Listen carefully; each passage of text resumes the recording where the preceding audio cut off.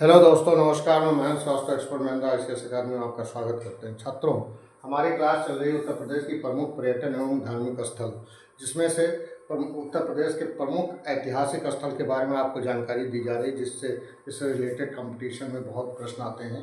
प्रतियोगी परीक्षाओं में बहुत प्रश्न आते हैं, वनडे हो चाहे PCS हो, IAS हो, उसमें ये बहुत प्रश्न आते हैं GS से संबंधित। आगे क्रमशः बढ़ते हुए उत्तर प्रदेश प्रमुख ऐतिहासिक स्थल का भाग 12वां हम आपको बताने जा रहे हैं, जिसमें से भीतरगांव एक स्थान है। भीतरगांव जो कानपुर में है, कि गुप्तकालीन शैली अर्थात ईंट और पत्थर से निर्मित मंदिर के भग्नावशेष यानी कि उसके जो अवशेष हैं के कारण प्रसिद्ध है। और मंदिर चंद्रगुप्त द्वितीय हुआ करते थे गुप्त साम्राज्य के, जिनको विक्रमादित्य के नाम से भी जाना जाता है, के काल में बना था। इसमें मंदिर के विशेषता इसमें शिखर का होना एवं ऊंचे चबूतरे पर निर्मित होना है। यानी कि जो इसके जो मंदिर बने हुए थे तो बहुत ऊंचे शिखर होते थे और ये चबूतरे पे बनाया जाता था। इसके विशेषता है। और मंदिर की छत पिरामिडानुकार होती थी, यानी पिरामिड के आकार की बनी होती थी मंदिर। और इसकी जो छत होती थी और इसकी बाहरी दीवारों को देवी देवताओं की मूर्तियों को सजाया जाता था। यानी कि जो इसकी छत बनी होती थी, पहले तो ये चबूतरा बना करके उस पर मंदिर बनाया जाता था, और मंदिर इसका जो छत ढाला जाता था वो पिरामिड के अनुसार होता था, छत होती थी। और ये जो है बाहरी जो दीवारों पर है ये देवी देवताओं के मंदिर से मूर्तियों से सजाया जाता था। इसकी खासियत होती थी गुप्त साम्राज्य की। आगे क्रमशः बढ़ते हुए बांसखेड़ा ये शाहजहांपुर जनपद में है और गंगा नदी के तट पर स्थित है। बांसखेड़ा एक स्थान है और यहाँ 628 ईस्वी का एक ताम्रपत्र मिला है। 628 ईस्वी में ये एक ताम्रपत्र मिला है। इसमें हर्ष की वंशावली और प्रशासनिक संरचना आदि की जानकारी मिलती है। आगे इस अभिलेख में पुष्यभूति राजा हुआ करते थे। पुष्यभूति के अतिरिक्त हर्ष के समस्त पूर्वजों यानी पुष्पभूति के अतिरिक्त यानी पुष्पभूति के और समस्त जो हर्ष के समस्त पूर्वज जो थे इनके राज्यवर्धन के सैनिक अभियानों, प्रशासनिक इकाइयों एवं गांवों पर लगने वाले करों यानी राज्यवर्धन के सैनिक अभियानों और प्रशासनिक इकाइयों और एवं गांवों पर लगने वाले करों आदि का वर्णन मिलता है। यानी इससे ये जानकारी मिलती है, जो इसका जो लेख मिला है इससे जानकारी मिलती है जो हर्षवर्धन और पुष्यभूति के जो पूर्वज होते थे, और हर्षवर्धन के जो पुष्यभूति के अतिरिक्त और हर्षवर्धन के पूर्वजों के बारे में वंशावली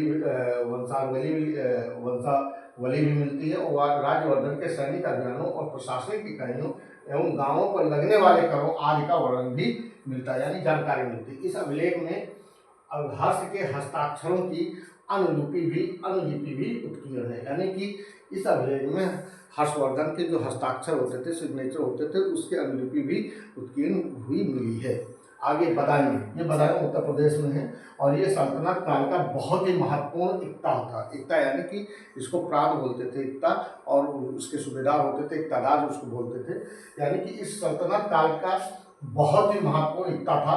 और सुल्तान बनने से पूर्व इल्तुतमिश यानी जो इल्तुतमिश जो शासक हुए थे सल्तनत काल के, वो इल्तुतमिश बदायूं का इक्तादार हुआ करता था।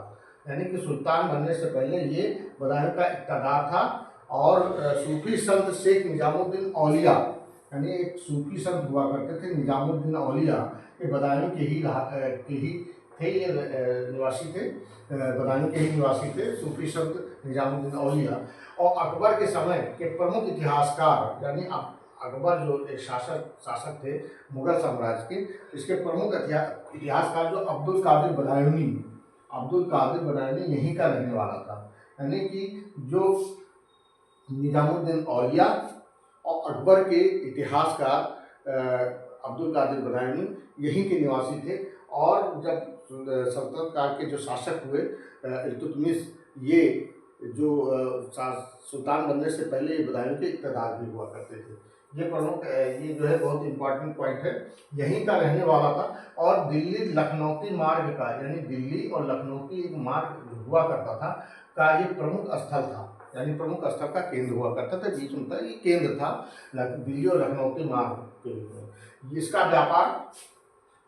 व्यापार आर्थिक महत्व था, व्यापार जो था इसका आर्थिक स्तर से इसका बड़ा महत्व था। और ये दोआब का प्रमुख क्षेत्र होने के कारण, यानी कि दोआब उसे कहते हैं जो दो नदियों के बीच में जो स्थान पड़ा हो और उपजाऊ हो उसे दोआब बोलते हैं।